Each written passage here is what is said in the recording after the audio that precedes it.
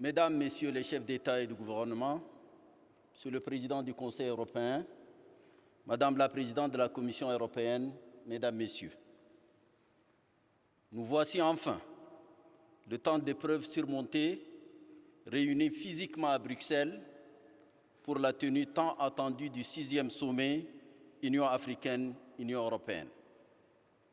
Nul doute que la chaleur des retrouvailles va irriguer d'une nouvelle énergie notre belle amitié, sculptée parfois dans la douleur, mais aussi dans le triple creuset de l'histoire, de la géographie et du destin de nos peuples. Aussi voudrais-je me féliciter de la présence nombreuse des dirigeants de nos deux continents et saluer l'organisation parfaite des présentes assises. Merci Ursula pour le travail excellent de vos équipes. Excellences, Mesdames et Messieurs, la survenance de la Covid-19, plus de 2 années déjà, a profondément bouleversé les certitudes et failli instaurer des doutes graves sur le sort de notre humanité. Ces valeurs de solidarité, de générosité, voire sur l'existence pérenne de la civilisation universelle d'aujourd'hui. Rassurée par les hypothèses de croissance optimistes, l'Afrique poursuivait alors, à la faveur d'efforts endogènes combinés à des facteurs exogènes favorables, l'élan de sa dynamique ascendante dans le cadre de la mise en œuvre ordonnée et progressive des programmes d'intégration régionale profondément inspirés de l'agenda 2063. Brusquement, les signaux du desserrement des contraintes qui fondaient une relative foi en l'avenir se sont éteints. Sont alors remontées en surface les fragilités structurelles. Bien sûr, la Covid-19 a noirci les tableaux, amplifié les peurs et perturbé les circuits et réseaux des échanges internationaux dont le continent demeure hélas largement tributaire. En dépit de l'épouvante généralisée, l'Afrique a révélé une exceptionnelle résilience. Elle a démontré que derrière les évidences des fragilités, des dénuements, des précarités, des pénuries, l'âme et les tissus structurant l'univers culturel, psychologique et mental de l'homme africain lui procuraient une force de résilience à nul autre pareil. Les compétitions et rivalités internationales, les déficiences patentes d'une gouvernance rationnelle, juste et inclusive, ont ouvert malheureusement la voie à toutes sortes de déviances politiques et intellectuelles. Les changements anticonstitutionnels du gouvernement, dont une telle situation fait le lit, défient avec une inacceptable arrogance l'ensemble des dispositifs constitutifs de l'architecture africaine, des normes en matière de démocratie et de gouvernance. Au plan économique, l'épargne interne a engendré une baisse de 18%, tandis que les envois des fonds de l'étranger ont replié de 25%, et les investissements directs étrangers ont reculé de 40%, le tout sur fond d'une importante baisse des recettes fiscales.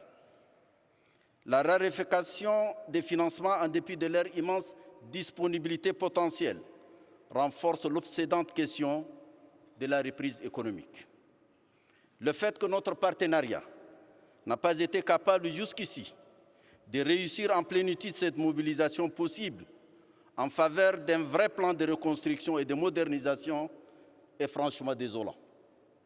Qu'y a-t-il de plus urgent que de relever cet immense défi à l'intelligence, à l'inventivité, à nos talents d'innovation et bien entendu à nos intérêts communs? J'essaie au demeurant que le nœud ici n'est pas la disponibilité des financements, mais encore et toujours le rassemblement des volontés politiques garantissant les meilleures affectations et surtout les systèmes d'une gouvernance mondiale juste et solidaire.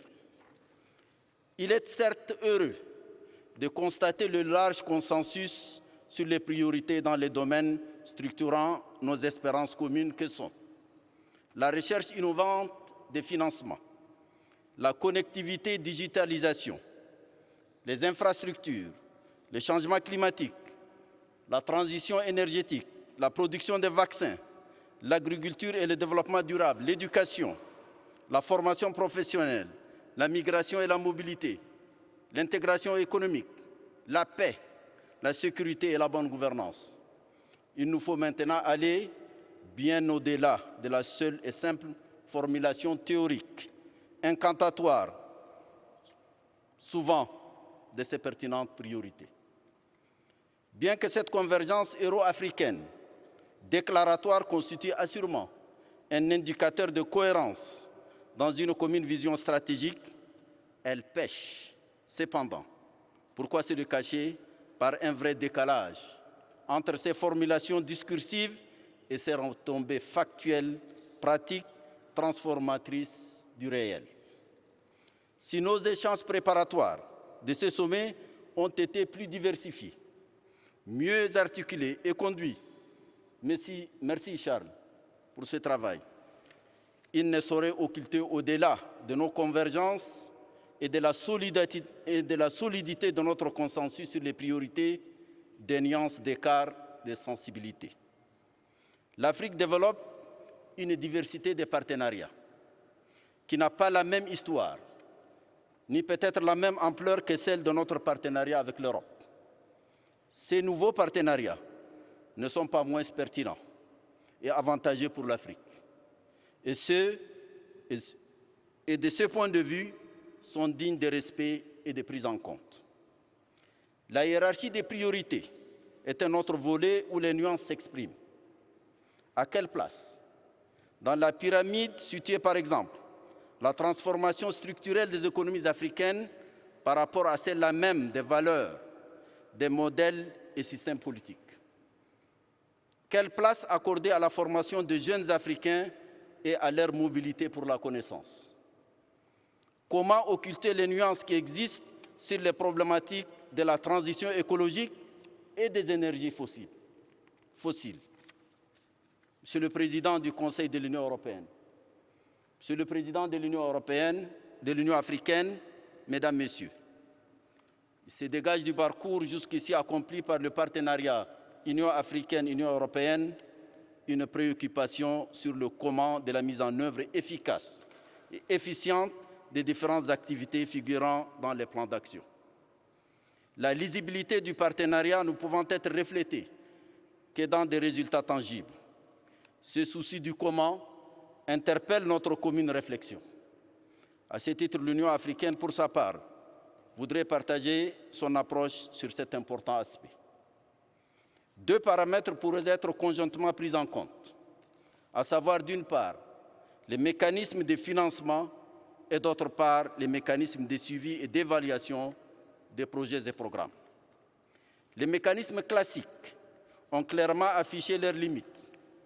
Nos deux unions sont sollicitées pour en inventer de nouveaux, plus souples, plus efficaces, plus producteurs de résultats. Elles devront surtout coopérer plus efficacement dans la lutte contre les flux financiers illicites et rapatrier les fonds issus de tels flux vers l'Afrique.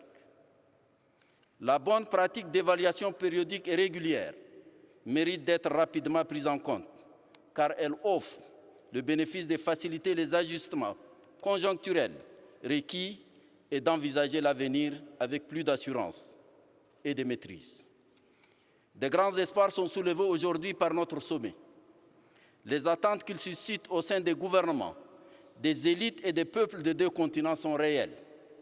Sera-t-il, par ces décisions innovantes et courageuses, ce sommet d'un partenariat rénové, revitalisé, nourri d'une âme nouvelle, de pragmatisme, créateur de projets concrets, structurants et transformateurs, dont l'espérance a marqué ses travaux préparatoires? Saura-t-il refonder les relations Afrique-Europe, dont le solide socle invite instamment à une adaptation à l'évolution mondiale, vertigineuse, où les exigences de rationalité, de technicité, de transparence, de redevabilité, d'égalité sont les vrais paramètres de performance et de modernité de la gouvernance? La réponse à cette ardente obligation est l'âme de notre vif souhait pour le succès de notre sommet. Je vous remercie. Pardon.